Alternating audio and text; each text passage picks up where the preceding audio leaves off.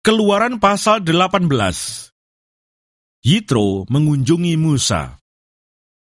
Kedengaranlah kepada Yitro, imam di Midian, mertua Musa, segala yang dilakukan Allah kepada Musa dan kepada Israel umatnya, yakni bahwa Tuhan telah membawa orang Israel keluar dari Mesir.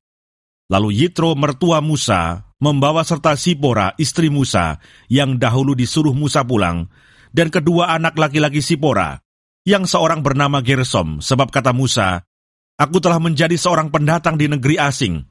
Dan yang seorang lagi bernama Eliezer, sebab katanya, "Allah Bapakku adalah penolongku, dan telah menyelamatkan aku dari pedang Firaun."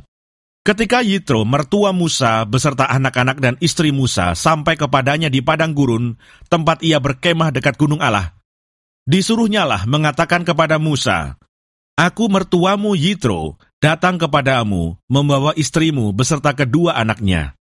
Lalu keluarlah Musa menyongsong mertuanya itu. Sujudlah ia kepadanya dan menciumnya. Mereka menanyakan keselamatan masing-masing, lalu masuk ke dalam kemah. Sesudah itu Musa menceritakan kepada mertuanya segala yang dilakukan Tuhan kepada Firaun dan kepada orang Mesir karena Israel, dan segala kesusahan yang mereka alami di jalan, dan bagaimana Tuhan menyelamatkan mereka. Bersukacitalah Yitro tentang segala kebaikan yang dilakukan Tuhan kepada orang Israel, bahwa ia telah menyelamatkan mereka dari tangan orang Mesir. Lalu kata Yitro, "Terpujilah Tuhan yang telah menyelamatkan kamu dari tangan orang Mesir dan dari tangan Firaun. Sekarang aku tahu bahwa Tuhan lebih besar dari segala Allah, sebab ia telah menyelamatkan bangsa ini dari tangan orang Mesir. Karena memang orang-orang ini telah bertindak angkuh terhadap mereka." Dan Yitro, mertua Musa, mempersembahkan korban bakaran dan beberapa korban sembelihan bagi Allah. Lalu Harun dan semua tua-tua Israel datang untuk makan bersama-sama dengan mertua Musa di hadapan Allah. Pengangkatan hakim-hakim.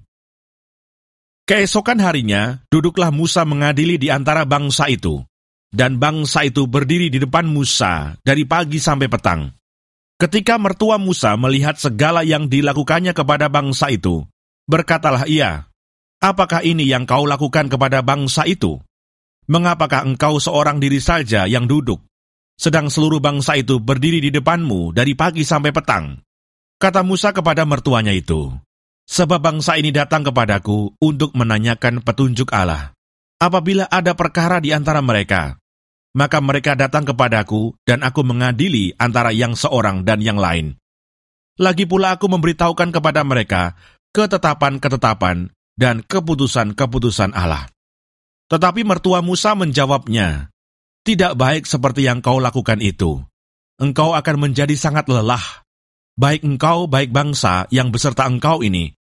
Sebab pekerjaan ini terlalu berat bagimu. Takkan sanggup engkau melakukannya seorang diri saja. Jadi sekarang dengarkanlah perkataanku. Aku akan memberi nasihat kepadamu, dan Allah akan menyertai engkau. Adapun engkau, wakililah bangsa itu di hadapan Allah, dan kau hadapkanlah perkara-perkara mereka kepada Allah.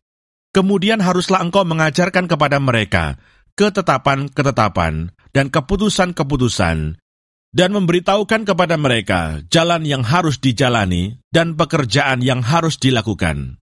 Di samping itu, kau carilah dari seluruh bangsa itu orang-orang yang cakap dan takut akan Allah, orang-orang yang dapat dipercaya dan yang benci kepada pengejaran suap.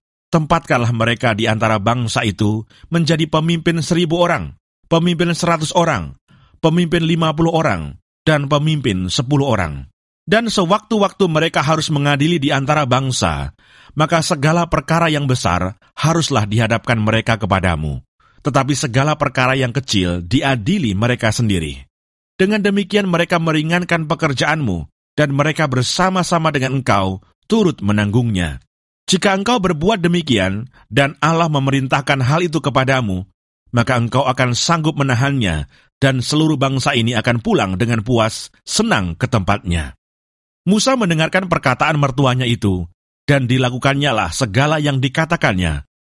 Dari seluruh orang Israel, Musa memilih orang-orang cakap dan mengangkat mereka menjadi kepala atas bangsa itu, menjadi pemimpin 1.000 orang, pemimpin 100 orang, pemimpin 50 orang, dan pemimpin 10 orang.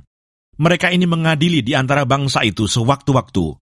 Perkara-perkara yang sukar dihadapkan mereka kepada Musa, tetapi perkara-perkara yang kecil diadili mereka sendiri.